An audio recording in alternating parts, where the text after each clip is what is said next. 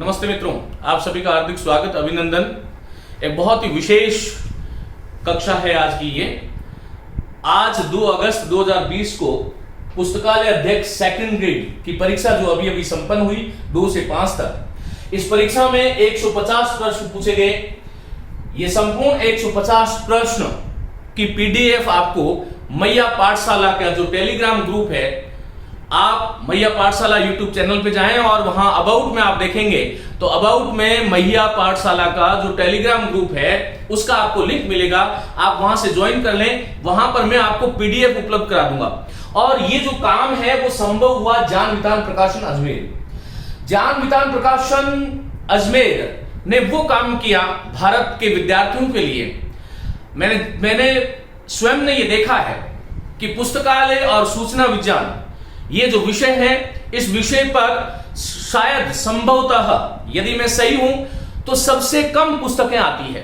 और जान वितान प्रकाशन ने बहुत ही साधना और बहुत ही मेहनत से पुस्तकालय और सूचना विज्ञान की 2 महत्वपूर्ण पुस्तकें प्रकाशित की। और आज की जो ये परीक्षा संपन्न हुई उसमें 80% जो प्रश्न है इसी जान वितान प्रकाशन अजमेर की पुस्तकों से आए हैं। मित्रों, हम सभी जानते हैं, आप लोग मुझसे परिचित हैं, ये जो मेरी पुस्तक है हिंदी वृहद व्याकरण कोश, इस हमारी पुस्तक से ये जो हिंदी वाले जो प्रश्न हैं मैं आपको अभी यहां पर लिख करके मैं आपको कराने वाला हूं। और मैंने लिख दिए हैं जो आज की परीक्षा में जो प्रश्न पूछे गए थे। हिंदी वृहद व्याकरण कोश doctor K R. Mahiya, doctor Vimlesh Sharma की जो पुस्तक है, पिछले 5 वर्ष से भारत के समस्त लोक सेवा आयोगों में जो व्याकरण के जो प्रश्न पत्र जो बन रहे हैं उन प्रश्न पत्रों का जो एक आधार पुस्तक के रूप में आप इस पुस्तक को मान सकते हो। जो विद्यार्थी पढ़ रहे हैं पूरे भारतवर्ष से मेरे पास इसकी जो है प्रतिक्रियाएं आती हैं।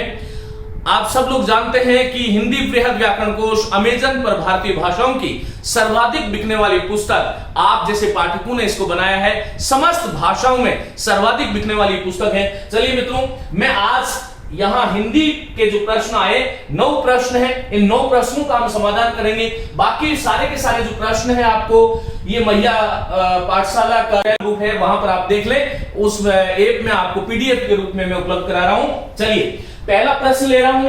अब्ज अब्द ये शब्द युग्म है जो समश्रुत भिन्नार्थक के रूप में या शब्द युग्म के रूप में ये पहला प्रश्न आया था कि अब्ज और अब्द इस शब्द युग्म का सही विकल्प चुनिए, अर्थ वाला सही विकल्प चुनिए। देखिए, पहला शब्द है अब्ज। ये अब्ज जो शब्द जो है ये अप और ज से बना है। यहां पर जो ये प देख रहे हो इसका ब हो गया और ये शब्द जो है वह अब्ज बन गया। हम सभी जानते हैं कि अप कहते हैं जल को, और ज किसी भी शब्द के अंत में आ जाए, ये ध्यान रखिएगा। किसी भी शब्द के अंत में यदि ज आ रहा है तो वहां पर इसका अर्थ होता है जन्म लेने वाला।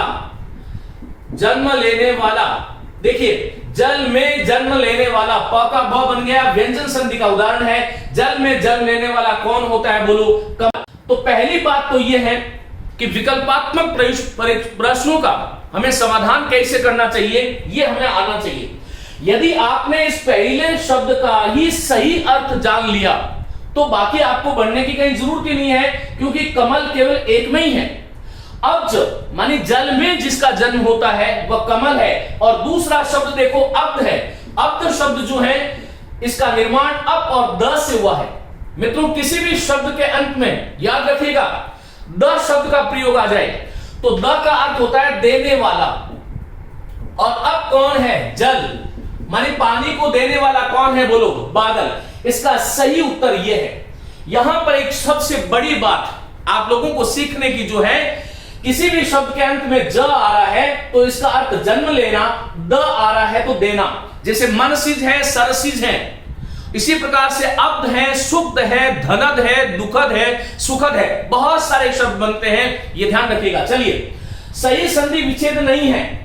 यहां पर ये 4 विकल्प दिए, पहला परि और आप्त है, पर्याप्त बिल्कुल ठीक है, यह संधि का उदाहरण है। मैं संक्षिप्त में बात कर रहा हूं। उत्तर और अयन से उत्तरायण बनेगा, बिल्कुल ठीक है, दीर्घ संधि का उदाहरण है। मित्रों, ये तीसरा मत और एक के लिखा है, देखो एक के शुद्ध संधि विच्छेद होता है ऐक्य। मेरा कहने का तात्पर्य यह है कि ऐक्य शब्द होता है, एक ही नहीं होता। ऐसा क्यों? क्योंकि इसमें मूल शब्द एक है और एक के साथ में यह प्रत्यय जुड़ गया तो आदि वृद्धि हो गई और ऐक्य हो गया, तो ये गलत, मतलब ये संधि विच्छेद ठीक नहीं है। तो आपका सही उत्तर होगा मत और ऐक्य से मतैक्य वाला, ये आपका राइट आंसर है। स्व और छंद से स्वच्छंद शब्द है, यहां पर च बीच में जुड़ गया, स्वर के बाद में छ होता है तो बीच में च का आगम हो जाता है, और ये चागम व्यंजन संधि मैं आपको पढ़ा चुका हूं, यदि किसी ने देखा है इसको तो वहां से ये प्रश्न आया है। चलिए मेरे को, किस विकल्प में उपसर्ग प्रत्यय दोनों है? आजकल सभी परीक्षाओं में, चाहे वो रीट हो, चाहे सेकंड ग्रेड हो, फर्स्ट ग्रेड, पटवार या जो भी भर्ती परीक्षाएं जिसमें हिंदी पाठ्यक्रम में है, यह प्रश्न बहुत बार पूछा जाता है, किस विकल्प में उपसर्ग और प्रत्यय दोनों है? मित्रों देखो, इसका सही उत्तर है व्यवस्थित। ये व्यवस्थित जो शब्द है, वी, अव, स्था और इत, देखो वी उपसर्ग है, अव उपसर्ग है, स्था मूल शब्द है और इत प्रत्यय है। प्रश्न पूछा गया था कि किस विकल्प में उपसर्ग और प्रत्यय दोनों है। देखो ये दो तो उपसर्ग है, स्था मूल शब्द है और ये प्रत्यय भी है, तो आपका सही आंसर व्यवस्थित है। याद रखिएगा, साक्षर जो शब्द है यह शब्द बनता है स और अक्षर से। साक्षर में स को उपसर्ग मान सकते हो, लेकिन अक्षर में कोई प्रत्यय नहीं है। क्षर मूल शब्द है और अ उपसर्ग है, तो साक्षर में दो उपसर्ग हैं, ध्यान रखना, एक स उपसर्ग है, एक अ उपसर्ग है, और जिसका क्षरण नहीं होता वो अक्षर है। खैर, तो साक्षर शब्द बन गया।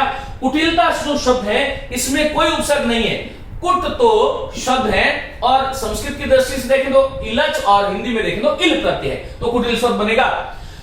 ऐतिहासिक शब्द जो है उसमें इति, ह और आस, इस प्रकार से इतिहास बनता है, और इतिहास में जब इक जोड़ोगे, इक प्रत्यय है, तो इसका मतलब यहां पर वस्तुतः देखा जाए तो यहां पर उपसर्ग और प्रत्यय दोनों है, लेकिन हिंदी में इति को उपसर्ग नहीं माना जाता है, इसलिए इतिहास से एक जोड़ करके ऐतिहासिक शब्द बन गया और आपका सही आंसर व्यवस्थित हो गया। मित्रों, एक प्रश्न नंबर 4 अशुद्ध वाक्य है।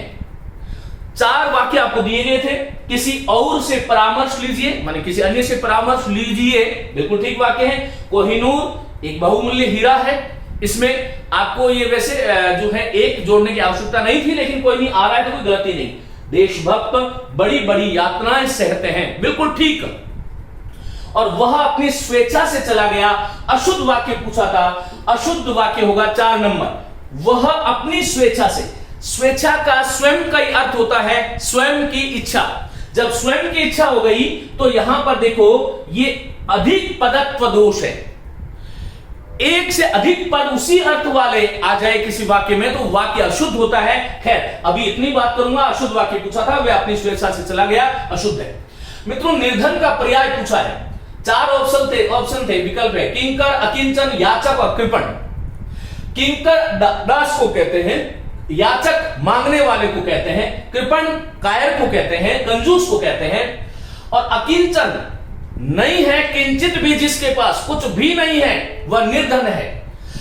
निकल गया है धन जहां से वो निर्धन कहलाता है। अकिंचन भी जिसके पास कुछ भी नहीं है, पर्यायवाची पूछा था, सही विकल्प 2 होगा। विशिष्ट का विलोम शब्द क्या है? 4 विकल्प दिए गए, अशिष्ट, असाधारण, संश्लिष्ट और सामान्य। बताइए कौन सा है? सामान्य है। देखो, शिष्ट होता तो अशिष्ट विलोम शब्द हो जाएगा, शिष्ट का अशिष्ट, साधारण का असाधारण, विश्लिष्ट का संश्लिष्ट, विशिष्ट का सामान्य। वस्तुतः तो विशेष का सामान्य होना चाहिए, लेकिन विशेष और विशिष्ट ये एक ही संदर्भों में प्रचलित है, इसलिए सही विकल्प इसका आपका होगा 4। आगे चलते हैं। शब्द शुद्धि की दृष्टि से आपसे ये प्रश्न पूछा गया है। देखिए, पहली बात तो ये सूझबूझ गलत है। क्यों गलत है? क्योंकि सूझ और बूझ इस प्रकार से ये झ, जिसको हम झंडे वाला झ कह रहे हैं, यह होना चाहिए, तो ये ध्यान रखिएगा, सूझबूझ गलत है। आगे देखो क्या, तंदुरुस्त। तंदुरुस्त शब्द ठीक है, इसको याद करने का तरीका मैं विद्यार्थियों को बताता हूं कि दुरुस्त के साथ तम जोड़ दीजिएगा। दुरुस्त शब्द होता है, दुरुस्त नहीं होता है, तो तंदुरुस्त ठीक है। संप्रभुता जो शब्द है, सम प्र और भू, प्र और भू को जोड़ोगे तो प्रभु बन जाता है, और फिर भाववाचक प्रत्ययता और संप्रभुता, ये भी बिल्कुल ठीक है। गड्ढा शब्द अशुद्ध है, गड्ढा शब्द अशुद्ध है, ये गड्ढा, ड और ढा।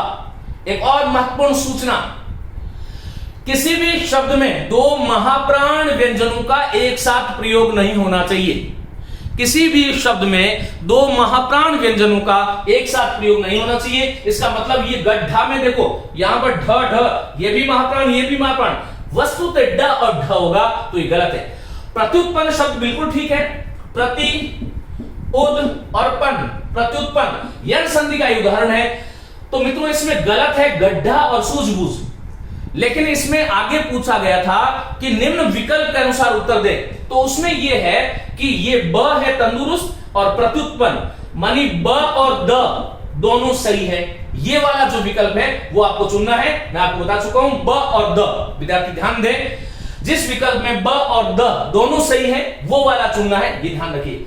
नपेतुले शब्दों में बात कहने वाला क्या होता है? मितभाषी होता है। मितभाषी, मृदुभाषी मीठा बोलने वाले लोग को कहते हैं। अमितभाषी जो मितभाषी नहीं है, विलोम शब्द हो गया है। और मिष्टभाषी कोई शब्द नहीं है। एक प्रश्न और है जो कि लोकोक्ति और मुहावरे से आया हुआ है, ये देखिएगा, मैं यहां पर उसको आपको बता देता हूं। मित्रों, किस विकल्प में लोकोक्ति मुहावरे का भावार्थ सही नहीं है? विकल्प एक है नेकी और पूछ पूछ, और भावार्थ लिखा है भलाई में पूछना क्या, बिल्कुल ठीक है। लकड़ी के बल बंदर नाचे, अन्य की मदद से ही कार्य संभव है, ऐसा नहीं है।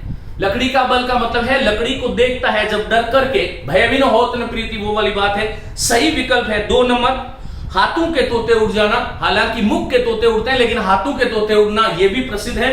बहुत घबरा जाना, तोते उड़ जाना हम जानते हैं।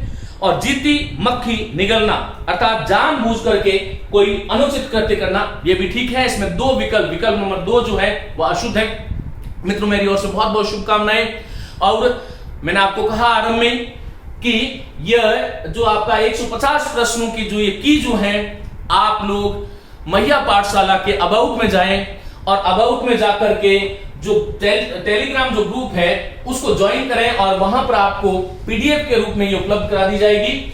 और अभी आप जो है इस की को 10:15 के आसपास वहां पर आप देख सकते हैं, क्योंकि वो टाइप की जा रही है और उसको पीडीएफ फॉर्मेट के रूप में संपूर्ण 150 प्रश्नों की मैं आप लोगों को उपलब्ध करा रहा हूं। मेरी बहुत शुभकामनाएं। जिन जो भी विद्यार्थी जो इस परीक्षा को देके आए हैं, बहुत सारी शुभकामनाएं और आप सभी के उज्जवल भविष्य की कामना करता हूं। धन्यवाद, नमस्ते।